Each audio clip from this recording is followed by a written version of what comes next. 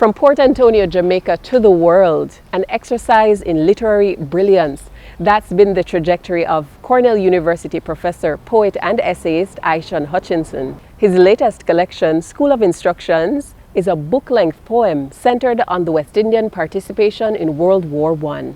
It's up for the T.S. Eliot Prize and was recently launched right here on home soil. We spoke with Ishion about his early beginnings, the new collection, craft, and rewriting history. Welcome to the Ackee Pod, interviews with writers.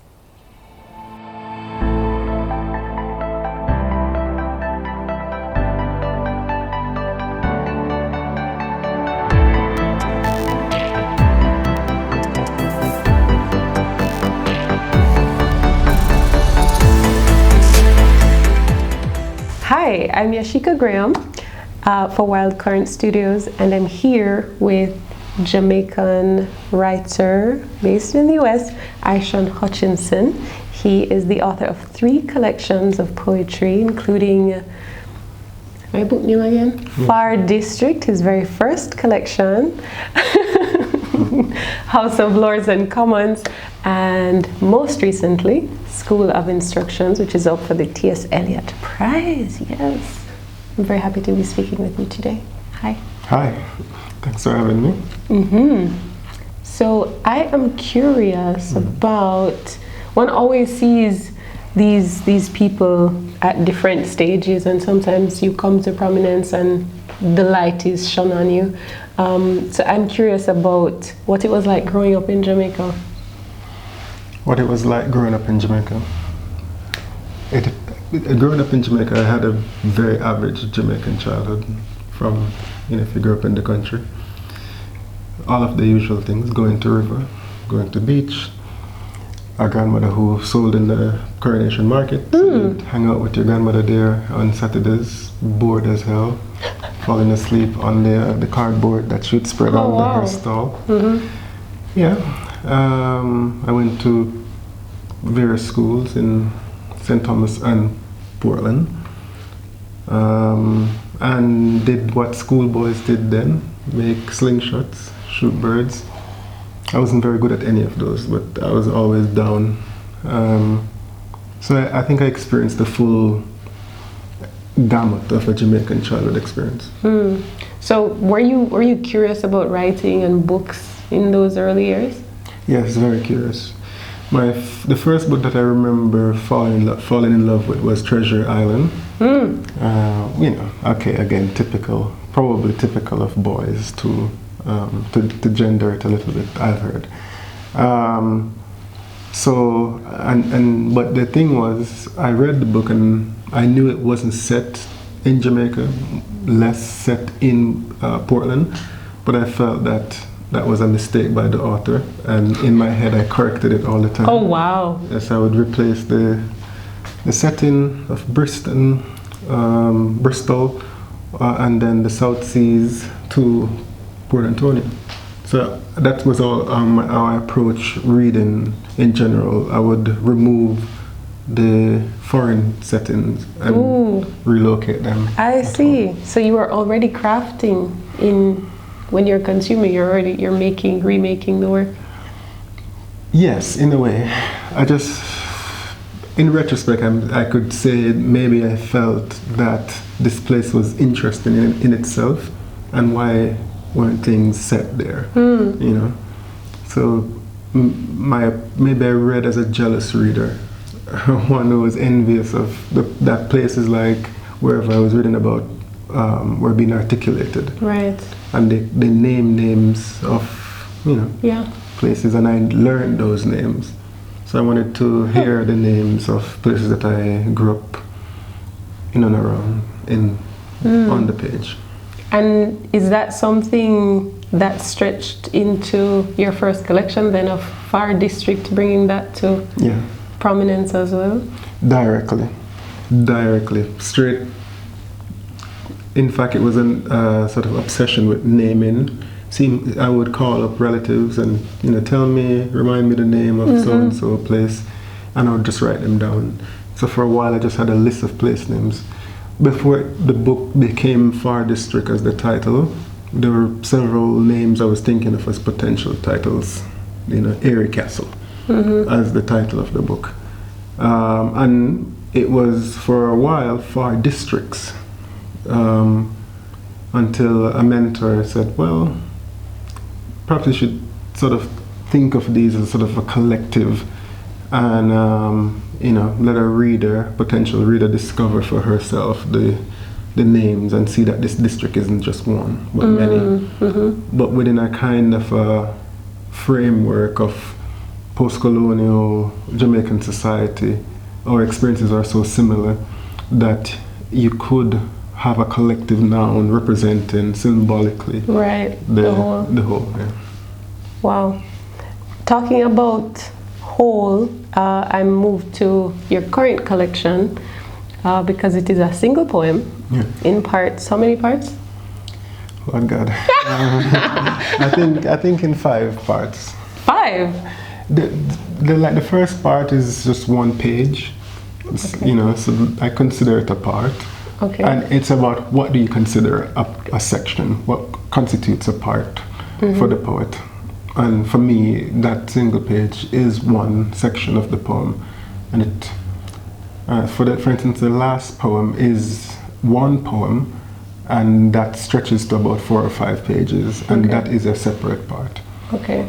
So I'm always curious about when a writer decides to do that, to make a collection, make a whole book, a kind of single unit.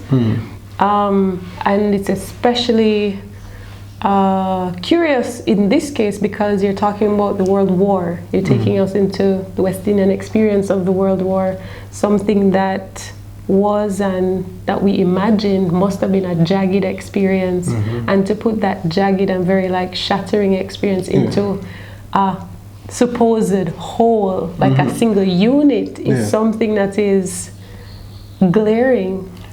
Talk to me about that choice, given what you're talking about. I like the idea of a whole, but I think for me, I'm a lyric poet, a poet who writes a kind of writing it with a certain amount of momentum. With I write along the length of the breath. Sometimes, depending on the pace at which I'm going in the writing, the breath can elongate, or it can snap. It can have various shapes, but it does reach a point of breaking, where the breath you have to take a deep breath and start over. So that's how I imagine a lyric poet. Like an epic poet has big lungs. But an epic poet, I think by definition, is a poet of nation. Writing from a quote-unquote national sort of vantage. And the lyric poet is a lot more private. And even though I do take as much as I can from the idea of an epic national poet, because I don't think there is any sort of fast definition or sort of separation of these two. But the lyric poet is the poet who is working within a certain momentum that doesn't always feel whole and steady. It's a kind of it's a balancing of a disequilibrium, of something that is a kilter, askew, akimbo. It's always not linear, and that idea feeds into the collection, not anti-linearity whatsoever or anti-narrative, but certainly driven by fragments, by bits and parts, kind of like our own experience, however you want to take it historically, the experience of the Caribbean, not just the experience of Caribbean soldiers in World War I, but our African ancestors, where they came from, various patches of Africa, how they end up in the same hall and speaking different languages, And I always think about this: how did they communicate, knowing that they're meeting each other for the first time, right? They must have communicated through the universal language of gestures, sounds, and so on. So nothing perhaps verbal for the longest, most difficult journey of our historical becoming. So to me, a poem sort of feeds into that inarticulation, right? That long journey to emerge with a language, with words, to try and gather the experience, but the experience is too vast and even if the experience could be gathered, it cannot be summarized, because then that would reduce it. So for me, the lyric poet is constantly breaking the experience, reconfiguring it, bringing our current moment into it, or a moment that is, and I like the word you said, jarring, that doesn't belong to a particular historical event, right? But infusing that historical event with other kinds of historical events or the present current moment. So creating this sort of implosion and a mingling of times. Like your inclusion of the young boy Godspeed. in your text. Yes, Godspeed. Talk to me about that. Yeah, so he's like a kid living in the 1990s Jamaica. You know, that decade in which Jamaican culture, you can imagine it, where were we culturally, in terms of the music, you know, 90s dancehall. You know, I do remember as a kid growing up in the 1990s when, say, route taxi became a thing. So you could move faster around. Like I literally saw that happen.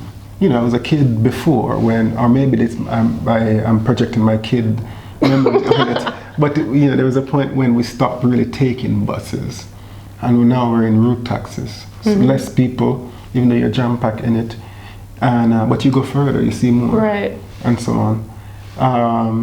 So like those things I was interested in as textural moments that feel innocent, right? Because no one knows in the moment that something is happening really what it means. You might can sort of, you know, you don't live blindly in it, but it's with sort of space and time away from it, you get to can retrospectively, you know, collect it, so to speak. Yeah. So I wanted to collect that moment and use that moment as this sort of emotional grace note to the big history of World War I, to collapse these two very, very different cultural, historical, psychological, all of the law. The contrast is so stark, because here is this child playing and doing all the different things that children do, and here is this grand transformational act happening across the world. Yeah, but you see, I think you could look at back to enslavement is seen as like a default thing. It is a grand history. You know, it's a big history. Yeah. But I'm sure there were such tender, intimate moments that history has not recorded. Right. You know, not everything is in the what's his name, the first former plantation owner to write the history of Jamaica. Long, right? Well, you know, I think even text like that is still very viable and important. I reread those, and one of the reasons why is because of the fact that it was one of the first, right? I think when you can, as much as you can, claim something as a record of time, biased as that was, and written from a very singular perspective, nonetheless, from our own perspective, we can see through the bullshit, right, and realign it accordingly. But dates are there, some of them very precise. You know, names are there. So it just helps to give you tools. You know, back to Audre Lorde and the master's house. You know, dismantling it with with even the master's own tools. To go back to your sense of the lyric poet and the necessity of breath, it makes me think of Godspeed as that breath in a way, or the activities of Godspeed and other children and just life in general, signaling that there are other textures in the space that life has gone on. And yes, like you say, there are those intimate, those quiet moments, those ways in which life is lived, and not just in a compressed, like just pressure and just fighting and all of that. Like there are moments where somebody would have said I love you, or somebody would have shed a tear for a distant reason far from that experience. So I like that, how you're presenting the variousness of the world, even while that is a very big history and loaded. And I think it's the poets, because I'm not a historian whatsoever. We are creatures of history. We're formed by it. So the poet isn't special in that regard. The poet is just like anybody else who has to deal with the repercussions of history, right? But I think where there's a difference is that the poet is someone who deals in language, and that role is the way in which history is shaped and formed. So I think that part of the poet's job is to interrogate history. But I don't think it has to be an agenda approach. It doesn't have to become an interrogation, in fact. It could become a sort of correspondence, a kind of speaking across time. Yes,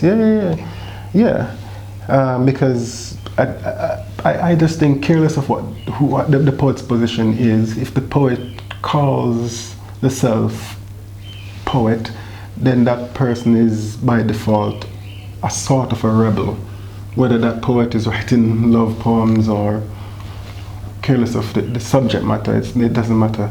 I think what is important is the poet's approach to language, in that it's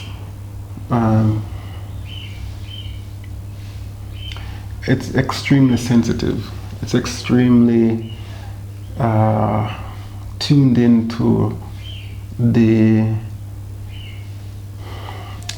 what makes language active and rich, but also that language is a complex moral issue, right? And that the poet has to work out the relationship they have, the poet, with language, to ensure that whatever that poet's moral compass is, it's there. It's not.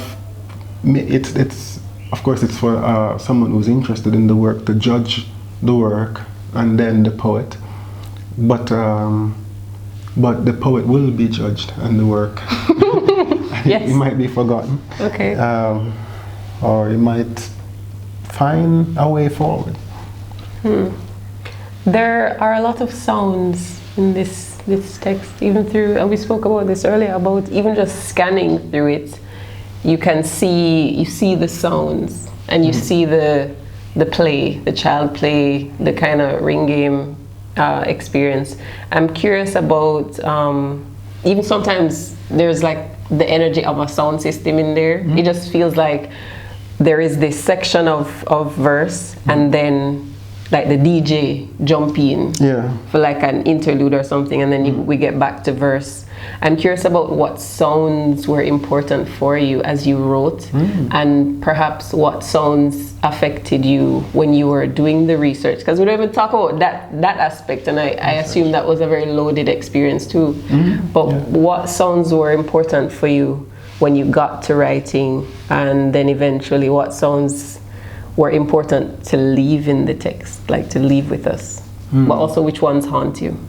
Okay, all right. So, well, I mean, back to the time period, the 1990s, but even before we even jump to Godspeed's own sort of timeline, I was curious about the sounds of the World War I period, the turn of century music culture in America, even trickling down to the Caribbean, but in particular what the soldiers themselves, what sounds they created.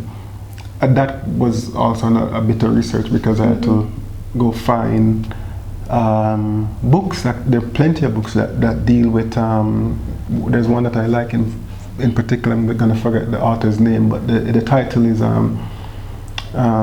Sounds and Songs of the British Soldiers. So, because they made up all kinds of songs. And you could see in the early part of the war that it was just these songs that feel very carefree, young men now finding some sort of purpose and off to fight each other. And then it starts to get darker. But also at the same time, lightness and bodiness was just a kind of a part of the entire soundscape.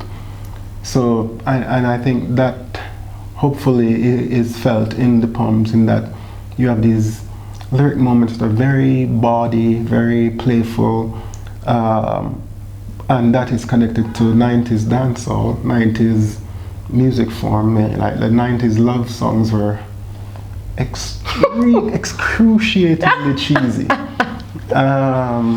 So, like Godspeed has a crush on the girl, and he's always like thinking of these lyric songs to try and woo her, but they're overlaid with, for instance, I know Godspeed would have encountered this, but St. Augustine's Confession, So that's for me very important, doubling and layering.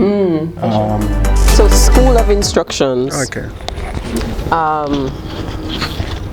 One thing school, one thing's regulation right away.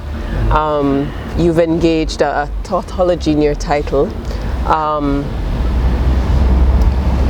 which makes one think about the actual history of that war experience for the West Indians, of like what they were instructed or guided to do and what they ended up actually doing. I'm wondering about what impact that had on you, like coming to that realization, or if you went into the experience with that understanding and how that affected the text that you ended up creating. Right. Well, I went into the writing completely ignorant. I didn't know about the West Indians' participation in the war. So it was all very new to me. It was the poem itself came about because of a commission that I received in 2018 to go with some other Caribbean poets to the Imperial War Museum, to the archives, and see what might be of interest and create a response, which is what I did. I submitted a poem in time, a little thing, well, not that little, but what I found in the archive was so strange and interesting. I found voices, I found the presences of men that I could recognize their surnames in that great West Indian tradition of the Winston, and that kind of you think of them as your forebearers, right? Even though those names were very current and still used, the surnames never go anywhere. So that was a shock of recognition initially, but then I saw photographs, I saw journal entry, not by the men themselves, but by the officers, the white British officers who watched the men.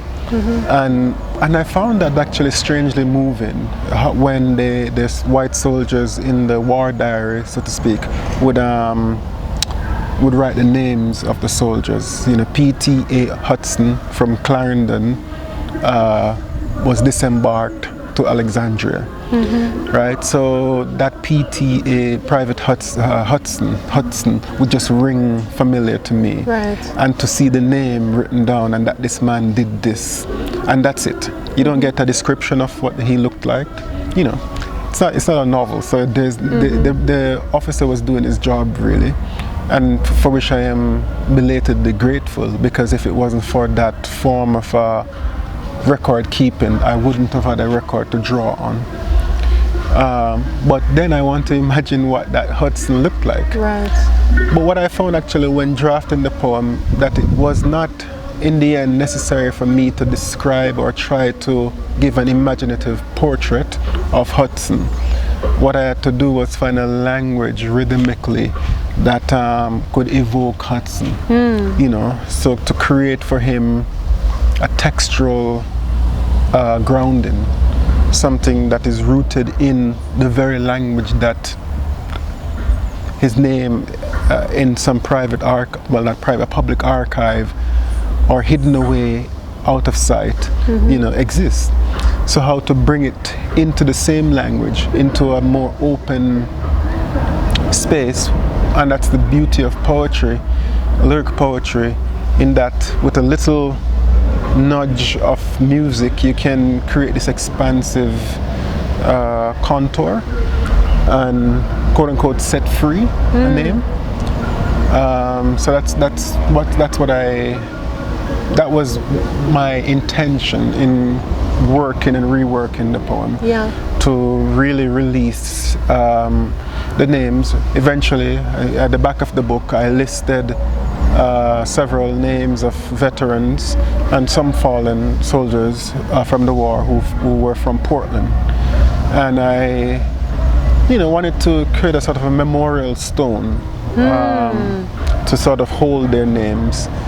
And you know, I'm drawing on examples of other war poets who have done that before. Right. For instance, my very favorite is David Jones, and a great book called In Parentheses, which at the beginning of his book, in the preface, you have this this all caps dedication, and in which he remembers, you know, and you know, that this poem is especially for Private R.A. Smith, who shared his long loaf with me. Wow. You know, an enemy soldier who is remembering as sharing his bread.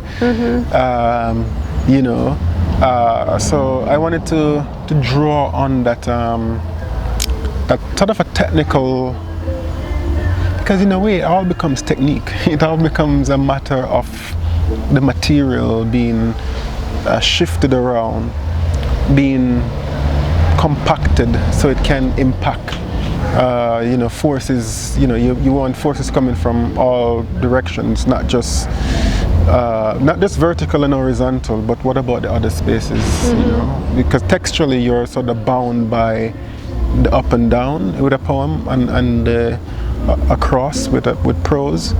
But I think with a poem you have a second element, or a third even, in that. Not that prose doesn't have this. I always get this the side eyes from prose writers that we do rhythm too, you know. But what I mean is that with a poem there is an extra emphasis on rhythm, an added extreme sort of. If it's compression, that's one thing. If it's you know, if it's sort of a elongation, that's one. You know, if we think of, say, Aimé Césaire, who in writing his notebook of a return to his native land is stretching the traditional long line of the hexameter form for French poetry. He's just, let me add several more syllables. You know, because that's how perhaps Creole people talk. This is very effusive. So let's go on and on. But he's like, let me try and render it in this textural act. So I think that for me, that's important as a technique too, to suggest an added dimension beyond horizontal or vertical. That there is other forms of spaces. Ah, okay. So we're in Kingston, Jamaica this evening. Yeah. And so part of the texture of this space is music, and we're hearing the sound systems rising up, and to suggest that there's always some kind of background, this very literal background music, but there's always something, some undercurrent in any space and in any work that we're working on. So I'm moving now into thinking about school the school of writing, and perhaps what kinds of instructions stay with you and ones that you've had to perhaps dislodge yourself from as you take on your craft generally, not just this text. So what schools of instructions continue Nice. to guide you as a writer, like those that have been formative perhaps, and then what are the ones that you've had to like push out? I see what you're saying. How have I decolonized my mind or my poetry? Perhaps. Yeah. Well, I really think of myself, or hope myself is something that absorbs things, and maybe if you squeeze me, I don't know, it gets out, or I try to bring it all out at once. It's kind of, the image is a little too graphic, but you know, what I mean is that actually don't actively reject any form that were imposed on me. I try to do what forms should do, metamorphose them. Make use of all that can be used. Yeah. Just like your granny, you know, make use of the coconut in all forms, the everything, the shell, make oil. Yeah, exactly. And the examples go on and on. You know, you have that one pot in the house that is the pot you shouldn't wash, or not, or you have to wash it a particular way, only with ashes. You know, so I think those are traditions. You know, some of them we have lost. In my generation, maybe not yours. How old do you think you are? They've already lost to your generation. What? You know what a yaba is? Yeah. Okay, cool. All right. Wow. I'm just asking. Wow. It's just a question. It's a loaded question. Carry on. Yeah, man. So, for those who don't know, because I'm sure there are people who probably don't know, you know, that's generally a clay pot, a pot made of clay, or a vessel. It could be a water jug. But in any case, you treat it differently from you treat your steel pans. Okay. So I'm just saying that in a way you could draw a similar comparison with form, or the act of making form into poetry, because you have to take what is necessary for the poem, right? So it depends on the poem. Yeah. But no, I had great instructors growing up, going to various schools. But you know, it started from high school to teachers who weren't necessarily formal. Well, or teachers who weren't teaching me about poetry, but encouragers. You know, to university where I had some formal teaching from, you know, you name it, Mervyn Morris. I had one course with him. I had different courses with Eddie Ball, for instance, but those weren't in poetry or poetry workshop necessarily. But because in Ball's class we discuss poems, so we discuss form, and being a poet, you're like, oh, so that's what's happening there. Yeah. So finally, someone explained to me the different sort of meter that goes into a line.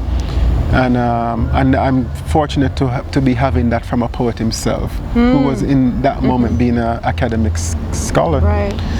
But there's that sensitivity of the poet being pushed into that. Right. Until more formal sort of training. I don't know. It's unfair to say, but I feel like my education really ended before I left. Right. In some ways, I think my education ended when I left Titchfield. Everything that I got at UA, for instance, kind of had that in a way, but it's the experience of people whose life is like watching somebody move in a classroom. Like, how does that person inhabit that space? I've spent most times actually just zoning out, observing on, you know, I could tell you how, I could imitate them, how a certain professor a similar. Yeah. Or they have some signature things. Signature thing. Like. Exactly. Yeah. They have signature. You have things signature that they say. things. Yeah, and that happened too. In New York, where I went to do the MFA. But before that, I luckily had one workshop with Dirk Walcott here. Wow. Yeah, he did a workshop series. Maybe it was 2003.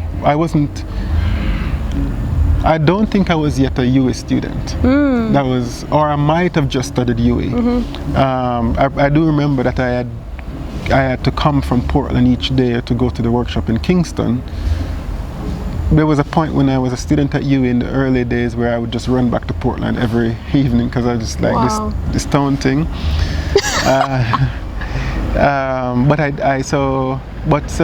In this dusty conference room in the Hilton, just having one workshop with him.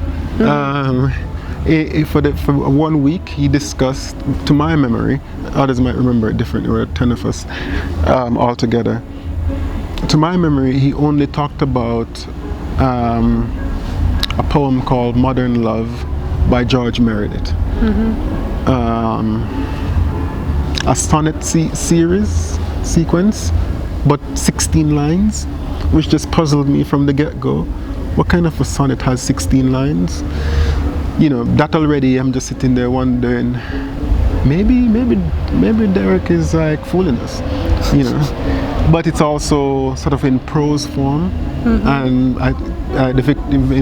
Meredith was a late Victorian, and to some that sonnet sequence was considered a novella.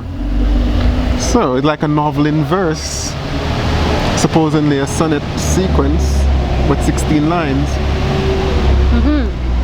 But the way in which Walcott handled the conversation around it, I can't quote anything he actually said, but the kind of passion. Yeah.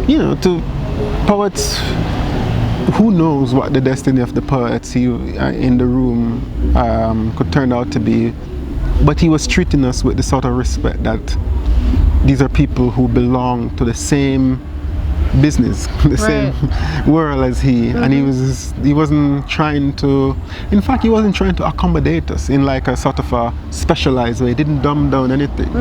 So I was just writing down phrases to then later on look up. Do with this what you will. I'm interested to know where a poem begins for you. Where a poem begins for me, I think it is some sort of a pre-verbal place. It begins with a feeling of a rhythmic rising, some sort of a motion that I can recognize as a possibility to hold language. So it begins in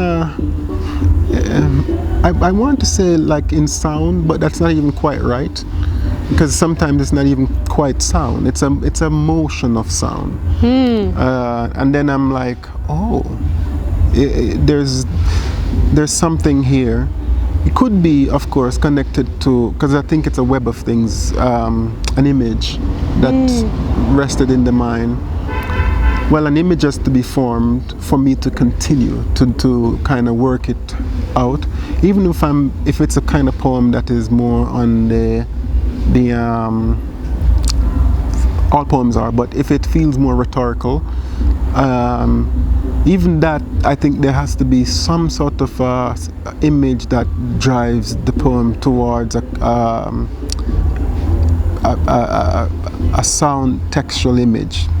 So meaning that the image has this pictorial life, but it also has a sonic life that has to be able to expand for it to grow.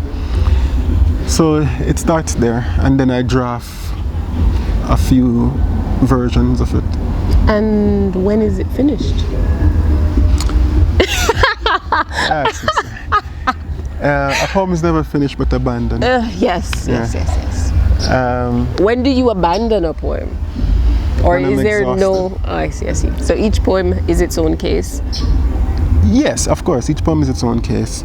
But, like most poets, I'm a relentless sort of reviser.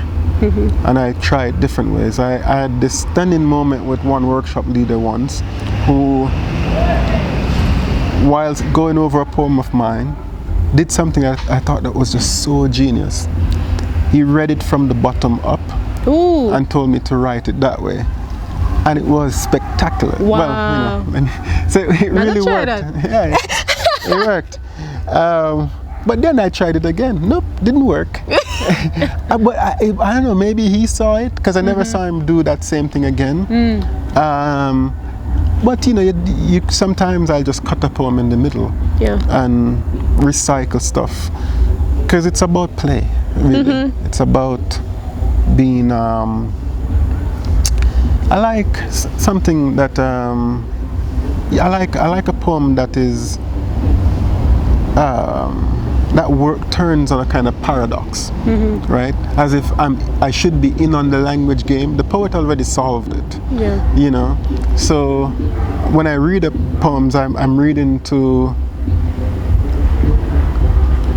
immerse myself in a more than one thing happening at the same time, right? And I feel rewarded if I get to you know, open up a door there and it's just clarity. So yeah, I like poets who really push hard on that. Doesn't matter what I like, but it's the thing that speaks to me most. Okay, so finally, there are a lot of people working at poetry, working at poems, you know, on their own out in the world. So what kind of advice would you give to emerging writers or anyone chiseling at a poem at whatever hour? Continue chiseling, chisel away. I think a poet has to be a reader, and I'm careless of what the poet thinks he or she might be hoping to be as a poet, you know, whatever, because people put themselves in, or sometimes people are put in boxes, you know, like you're a spoken word poet, so you don't need to read the King James Bible, or you don't need to read poetry on the page, sort of thing, and that's just foolish. That's just selling yourself short. Similarly, for a poet who's like, well, I'm interested in working out sonnets on the page, and if you don't, for instance, our rich dub poetry tradition, if you're not interested in that, you know, you're selling yourself short. So for me, I think a poet is an autodidact who is going to be in search of material, reading material, in order to learn from it. You know, to be a student of poetry, I think is the most important thing. And that's it for the very first episode of the Ackee Pod, Interviews with Writers.